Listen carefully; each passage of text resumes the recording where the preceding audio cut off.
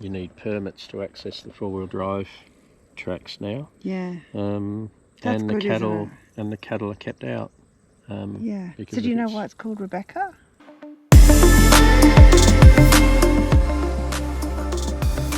Welcome back to our channel. We're Paul and Tan and we're escaping crowds travelling around Australia in our troopy. In this episode we head back towards the west side where we experience the stripped back beauty of the wild coast. Please hit that like, subscribe and share button and stay tuned for more epic content. Enjoy the video.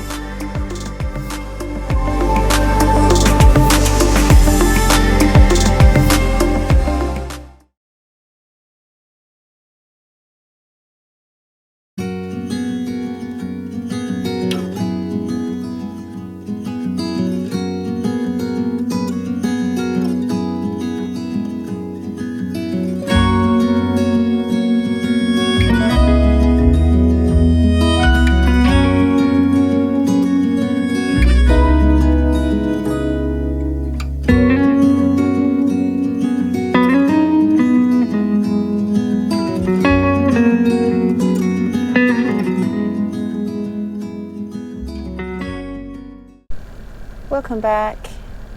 We are at Corinna. Again, we're about to jump onto the Fatman barge. I don't know why it's called a Fatman barge, do you? No, I don't know. Because the man that drives it's not fat and the barge isn't fat either, so I don't know. So if you don't remember or we haven't told you before, Corinna is divided by the Pyman River, a huge river that runs through from one side to the other. You can only get across the river on the barge. There's no bridge. It's about $20-something, isn't it? $20-something one. I'm just trying to read the sign. I can't remember. I thought it was maybe, I don't know. $28 per vehicle. Yeah, sounds right. Yeah. And it carries 2 vehicles at a time.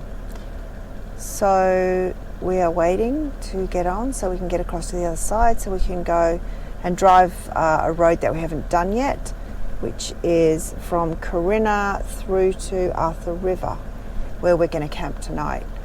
I think the next road is a dirt track. So we're just waiting for the barge driver to say, climb on board. Stay tuned.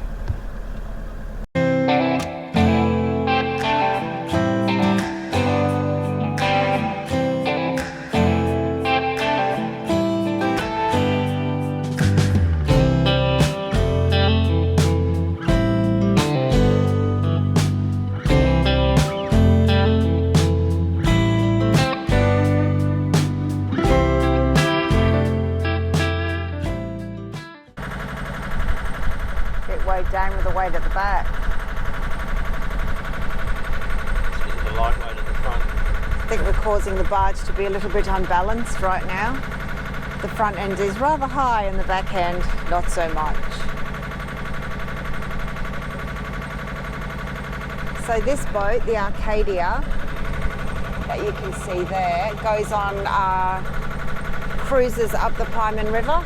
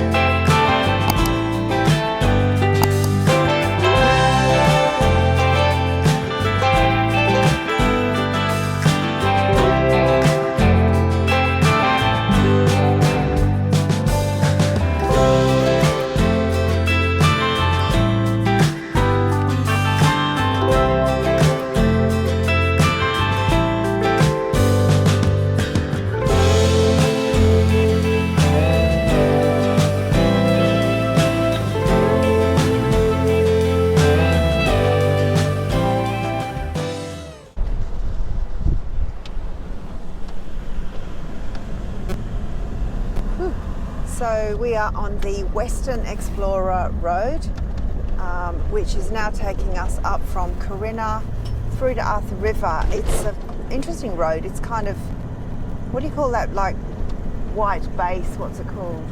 Limestone. Just a stuff. limestone base road for some of it, and then it changes into blacktop.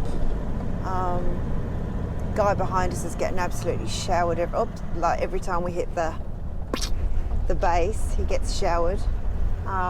So it's quite a windy road as well, but it's driving through some really nice countryside. It's very remote out here though, isn't it? There's nothing here. We've just come out of like a forest area, now we're in, well, you can see, look across there, I mean, it's just beautiful. We're quite high up, or it seems like we are, but yeah, it's nice. We haven't been on this road before, so this was one of the ones that we wanted to explore before we left Tassie. There's a couple of lookouts to see along the way, but it's definitely worth it. Absolutely love this driving. Well, I'm not driving, but I absolutely love the countryside. Have a look at that out there. So when we came to Tassie, we were planning to come this way, and we had the flat tyre, but it would seem that we've got a better deal this time coming up this way, because they've said that the road, this limestone based road, when it is wet, can be horrible to drive on. So the weather when we first got to Tassie wasn't overly great, was it? We had a few days of rain, and so we thought we've probably actually got really lucky here, because it's not too bad to drive on at the moment.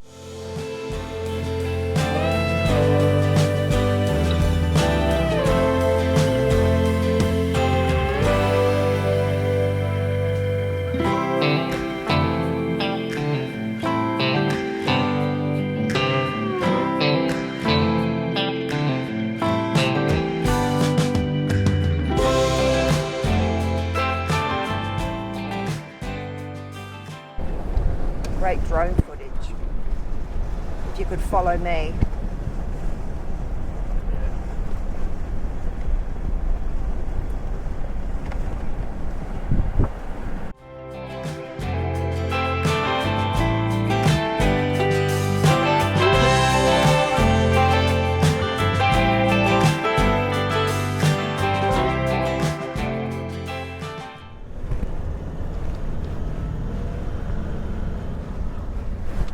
Okay, I was actually trying to take a photo of the sign, and Paul's gone round the corner on two wheels. We are on the main road. We've just done how much? 100 and something? Yeah, just over 100 kilometres. Goat track, yeah. So anyway, we're on the blacktop now, thank goodness. Heading towards Arthur River, looking for a campground. We'll pretty much take anything because we need to eat. I'm pretty hungry, so I haven't had a meal since breakfast really. We had a bag of twisties going on here, but it's just not cutting it. I need some real food. 11-kilometre walk as well. There's a lot of things going on and not much food, so yeah. The drive was okay. It was okay. That one? Yeah. It was it was nice, picturesque. The novelty wears off after the first 50 k's. Yeah, the last part was a little bit arduous, but scenery was nice, and the road was gravelly and in patches, worse than others, but I mean, it's not the worst road we've been on. So yeah, so we're heading to Arthur River. We haven't been there before, by the way, so we're just going to well, it's probably a bit late to explore anything because it's getting on, but this is probably the latest we've pulled into camp, hey? Ish, yeah, I reckon it would be. We tend to try and get to camp mid-afternoon, so at least we get a decent spot. So we're not sure what awaits us at Arthur River. I'm going to hazard a guess and say not much. Yeah, I reckon we'll be slim pickings at this time of the day, but you never know. So we hope, fingers crossed, we hope that we get something a little bit decent.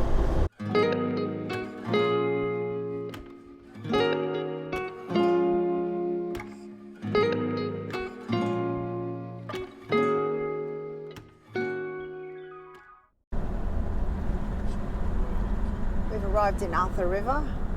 Just looking for our campground now. It's a little town. Single lane bridge. Ooh.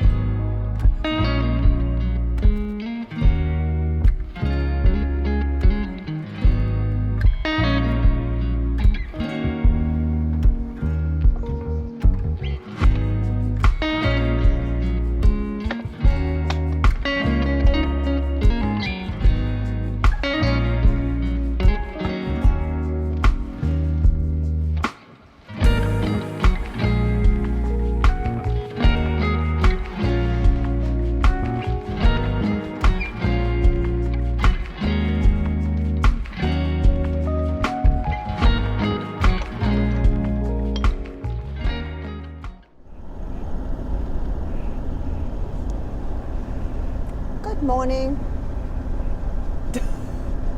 We're heading backwards just for a little bit this morning. We spent last night at Manuka Campground at Arthur River to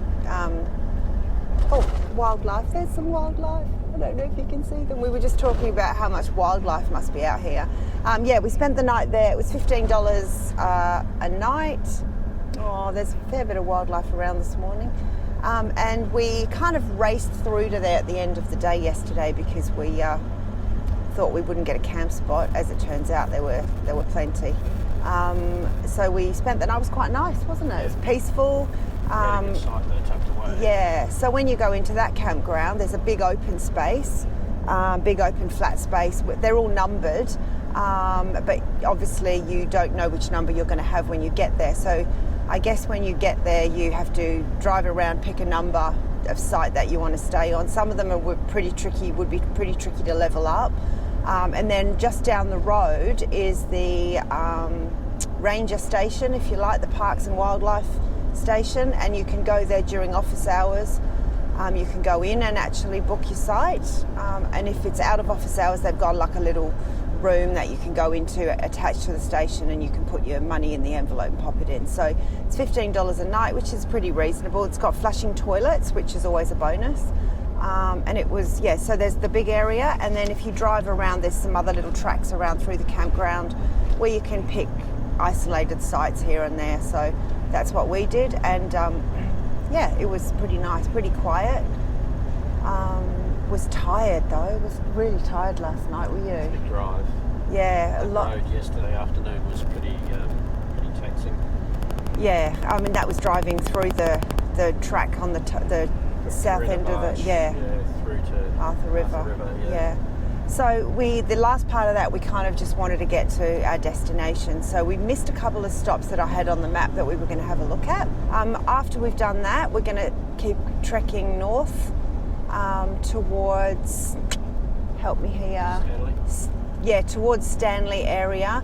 There's one more waterfall that I'd really like to go and see, which is not too far from Stanley. And then we're going to start trekking back towards Devonport. We jump on the ferry tomorrow night, quite late. We're on an 11:30 sail PM, so we've got a cabin, which is cool. It's not tomorrow night. No, I lie. It's Saturday night. Yes.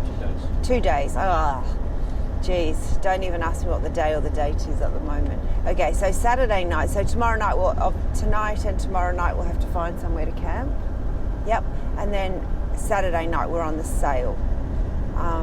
So Saturday we'll probably spend the day just around Devonport doing some bits and pieces.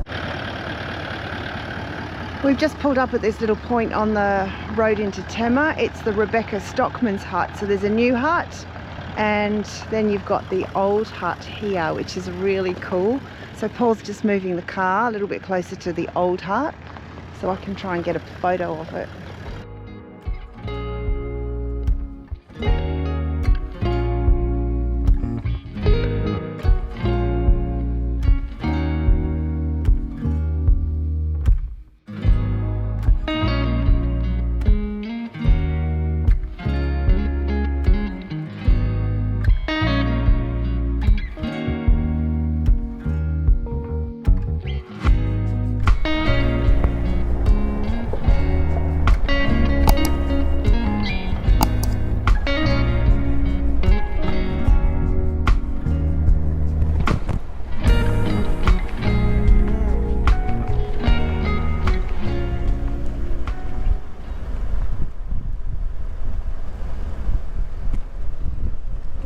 little shanty town, fishing shacks, etc. Don't think it's permanent residences for anybody by the looks. Holiday little places to stay. So we're just going to drive through, see what's at the other side. Ooh. Okay, not very much. What is that? Oh, that's the south. Where you've got to get passes to drive these tracks. Okay. So this is the famous Sandy Cape track. So one of the things we've discovered is that in Tasmania, specific tracks like this one, you need to have a special recreational driver's pass to drive it. So if you get caught on them without that pass, you're in trouble. I guess it's in a bid to reduce. Well, it can be quite dangerous. I'm not sure if it's tidal or if no, I don't think it is, because it looks like it's set back off the beach. Oh, look at the views from those places, and they've got a boat ramp. Private shack vehicles, okay. So we can only stop here. Oh, look at some of these little shacks tucked in the back there. This is very cool. So we're just going to try and turn around here and maybe just have a quick look around the area. There's a couple of pretty gnarly boat ramps. Yeah. Actually, they're quite big, aren't they? Yeah, they've had some big boats launched. Probably that looks like a fishing vessel over there, doesn't it? Yeah. So, oh, and another one there. So I wonder if they're still in use, like that one looks. I don't know. They don't look structurally sound. I'm sure they must be. I don't know. Oh, it's wild here, isn't it? Yeah. Such a wild part of the coastline.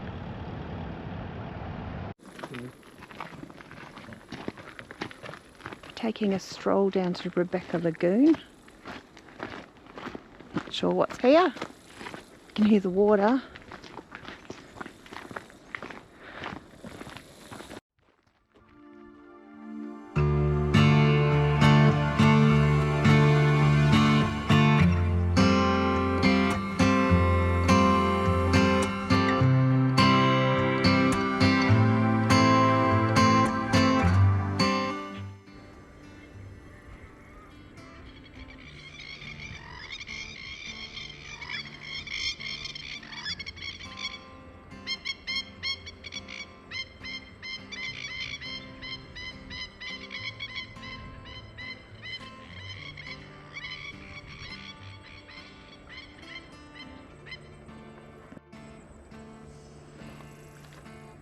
So what have you found out?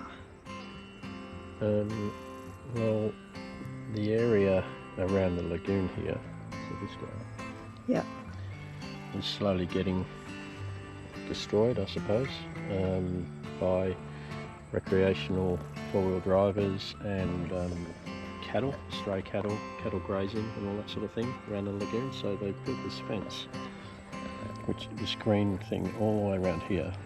That's the lagoon in the middle, yeah. Yeah, which keeps cattle and people, I suppose, out of this entire area, so that it has a chance to restore itself, because it's obviously significant. So there's only one pathway in, heritage. and that's that little red line. Yeah, just the walking track, Yeah. just to here, and that's it.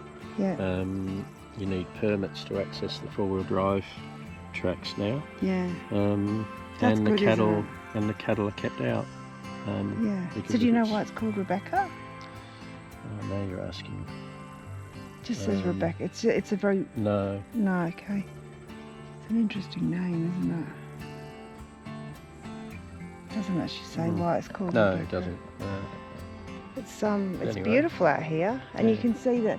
I was just videoing just then with the birds flying over. It's just so peaceful. Yeah. It's nice to have areas like this. They should do this more often around Australia, I reckon, to stop it getting ruined by four-wheel driving. When they're ready. It's so pretty here. It really is nice. Pretty peaceful. All right, onwards and upwards. Next stop.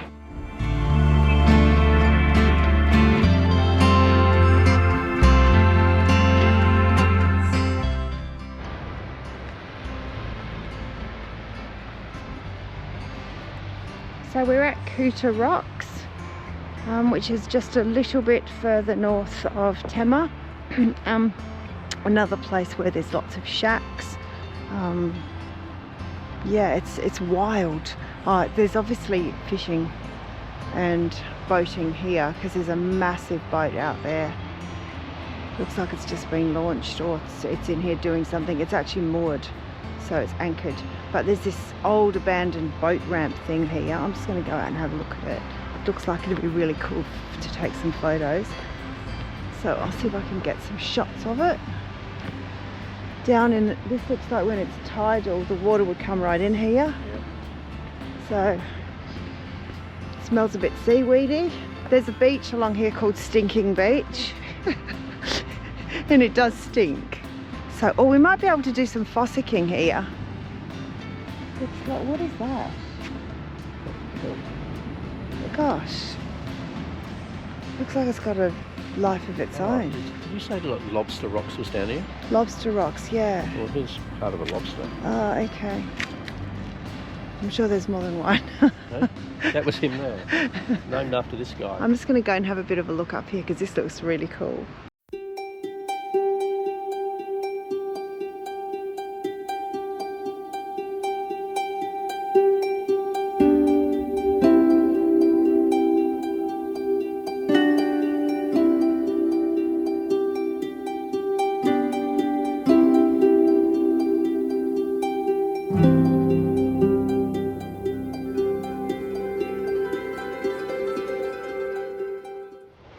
That was so cool down there.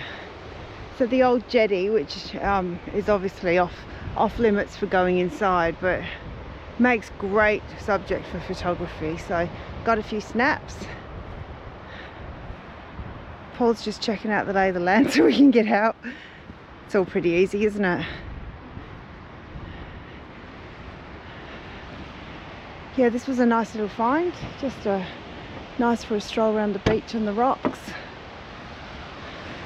There's obviously some fishing going on around here because Paul just found a shark's head. So obviously someone's used the rest of it for bait or something, maybe. I'm thinking there might be a bit of a prey industry. Yeah, well, it's that's fishing. lobster rocks over there. I think that's lobster. Yeah, Lobster Rocks. So there's a big boat in there and fisherman shacks. So it's obviously something going on here that warrants big boats. Probably be crayfishing, wouldn't it? You'd have to think. Okay, one last look. It was a nice little find. We've just come a bit further around the road to the other side, and you can see past that boat, the old boat ramp that we were just at in the distance. This is a spectacular coastline, hey? It's rugged, so rugged, but there's some pretty flashy houses up here. A couple of flashy ones, and the rest of them look like there's still people residing in them permanently. They've got veggie gardens, and whoa, look at this. This is wild.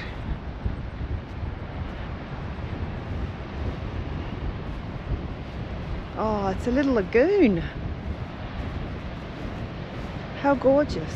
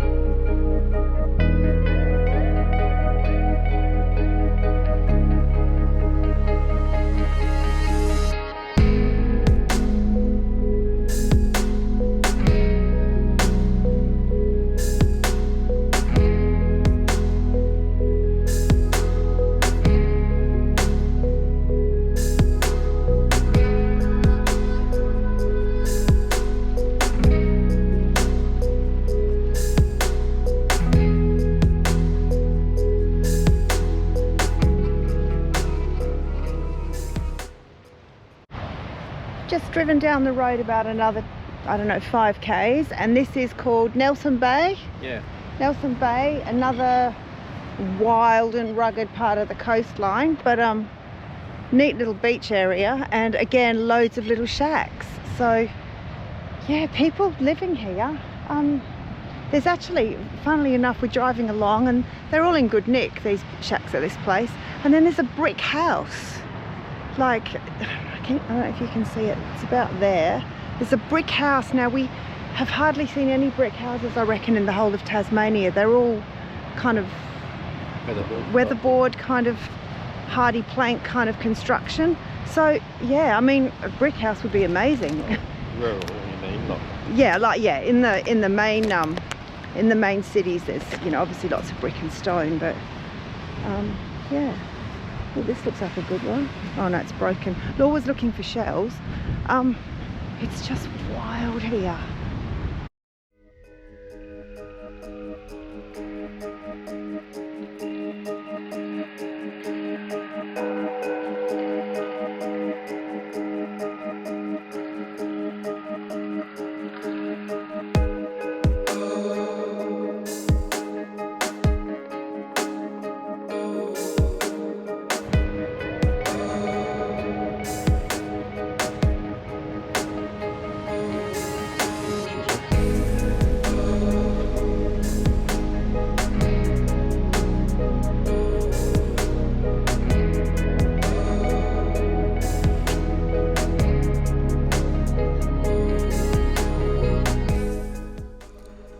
Join us next episode as we complete our travels back up the wild west coast and start thinking about our travels back to the mainland.